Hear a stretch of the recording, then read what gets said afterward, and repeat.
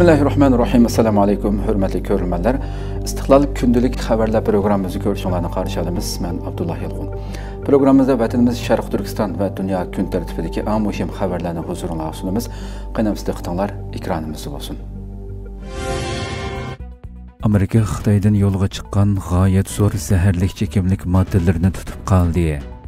Amerikaning aloqador doiralari bu hafta 300 tonnadan oshadigan zaharli chekimlik xom ashyosini tutib qolgan bo'lib, mazkur ximiyalik moddalar Xitoydan yo'lga chiqib, Meksikadagi chet el terrorlik tashkilotida bekitilgan bir zaharli chekimlik guruhiga qo'shilgan ekan. Bu Amerika tarixidagi tekshirib qo'lga tushgan eng zo'r miqdordagi zaharli chekimlik xom ashyosi hisoblandi ekan. Amerika ovozining xabarida qayd qilinishicha, Amerika ko'chmanlar va tamojna ijroiya idorasining muvaqqat boshlig'i Todd Lyons 3-sentabr Teksas shtatining Houston rayonidagi mazkur ximiyalik moddalar saqlangan joyda muxbirlarga bu to'g'riliq ma'lumot bergan. U Trump hukumatining mazkur zaharli chekimlik guruhini terrorlik tashkiloti qilib bekitganligi uchun aqtirish buyrug'ini topshirib olganligini, Amerika doiralarining Panama, Meksika va Gvatemaladagi qonun ijro qilish sheriklari bilan hamkorlashib, Panamadagi musodara qilingan mollarni nishonlab Houstonga yo'tkaganligini bildirgan.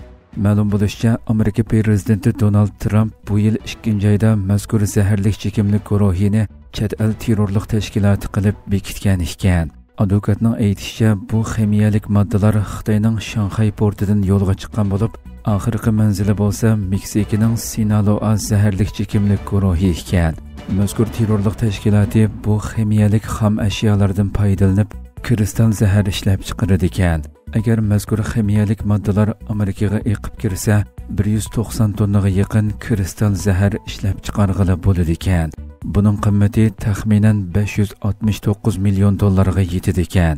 Xitoy Tashqi ishlar ministrligi va Amerikada turishliq bosh elchixonasi hozirgacha bu haqda ifoda bildirmagan.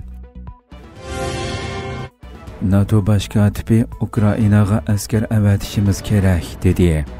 NATO bosh kotibi Mark Rutte 4-avgust bayonot e'lon qilib, Moskvaning g'arb askarlarining Ukrainaga avatilmasligini qaror qilish huquqi yo'q. Kiyevning egilik huquqiga hurmat qilish kerak. Bu masalada qaror qilish huquqi Ukrainaning boshqalarning emas, dedi. Bosh kotib Rutte Rossiyaning Ukrainada davomlashtirayotgan urushini hozirgi bexatarlik tahdidining eng ro'shan misoli deb atadi. Ammo buning to'qinish bilan oxirlashmaydiganligini aytib ogohlantirdi. U so'zini davomlashtirib, Ukraina bir egilik huquqli davlat. Agar Ukraina tinchlik kelishimini qo'llash uchun Ukrainada bexatarlikka kafolatlik qilish armiyasiga ega bo'lishni xolasa, bu ularning qarori. Boshqa hech kim buningga aralasha olmaydi. Meningcha biz Putinni bek kuchlik chog'lab olishdan voz kechishimiz kerak, dedi. U yana tahdid bu urush oxirlashganda tugamaydi. Yana kelib tahdid Rossiya bilan cheklanmaydi. Xitoy, Iran va Shimoliy Koreya yakka holda va hamkorlashib qiyinchilik paydo qiladi. Ular mudofaa sanoat hamkorligini misli ko'rilmagan saviyaga chiqardi. Ular uzun muddatli to'qinishga tayyorlik qilyotdi. Shunga biz tayyorlik qilishimiz kerak deb ta'kidladi.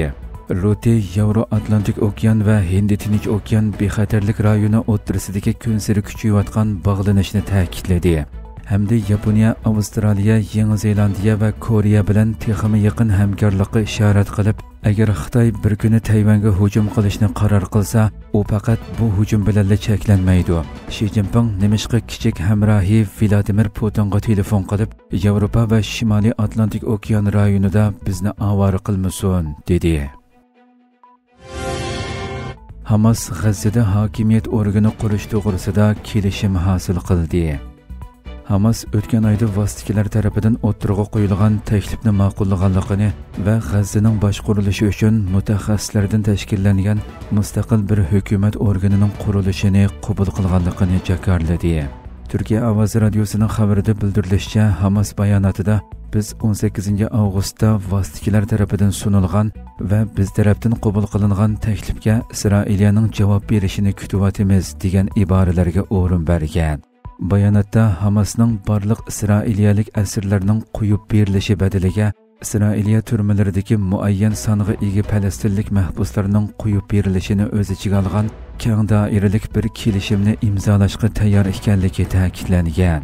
Bu plan yana G'azzadagi irqiy qirg'inchilikning oxirlashtirilishini, Isroiliya qismlarining butunlay chekinib chiqishini, hayotlik uchun muhim yordam moddalarining o'tkazilishiga yo'l qo'yish uchun chegaradagi eg'izlarning qayta ochilishini va qayta qurish jarayonining boshlanishini o'z ichiga oladi ekan. Hamas mutaxassislardan tashkillangan bir hukumat organi qabul qilishining Isroiliya amaldorlari keyingi kun deb atagan urushdan keyingi G'azzada hokimiyatning kimning qo'lida bo'ladiganligi haqidagi savolga javob berish tirishchanligi ekanligini qayd qilgan. Isroiliya bu savolni G'azzadagi qatliamini uzartishning bir bahonasi sifatida o'tirg'a qo'ygan edi. Mazkur bayonot Isroiliya taratqularida bosh minister Benyamin Netanyahuning Xalqaro jinoiy ishlar sud mahkamasining o'zi haqida chiqargan tutish buyrug'iga qaramay qisman kelishim tuzish izlanishidan voz kechib, keng doiralik bir kelishim tuzishni talab qilayotganligi to'g'risidagi xabarlardan keyin e'lon qilingan. Hamas bilan Fatih o'tgan yil dekabrda Qohirada o'tkazilgan suhbatlarda G'azzani idora qiladigan bir komitet qurish to'g'risida birlikka kelgan edi. Ammo Falastin ma'muriyati bu o'rinlashtirishni rad qilib, rayonni bevosita o'zi boshqarishi kerakligini ta'kidlagan edi. Anadolu agentligining xabarida bildirilishicha, Isroiliya bosh ministri Netanyahu Hamasning bayonotini rad qilib, buning haqiqatni burmalash ekanligini da'vo qilgan. U urushni to'xtatish uchun Isroiliya ichki kabinetda o'tirg'a qo'ygan shartlarni o'rindash kerakligi, ya'ni barliq asirlarni qo'yib berish, Hamasni qurolsizlantirish, G'azzani harbiysizlashtirish, Isroiliya G'azzaning xavfsizligini kontrol qilish, Isroiliyaga tahdid solmaydigan hukumat qurib chiqish qatorliqlarni o'rindash kerakligini bildirgan.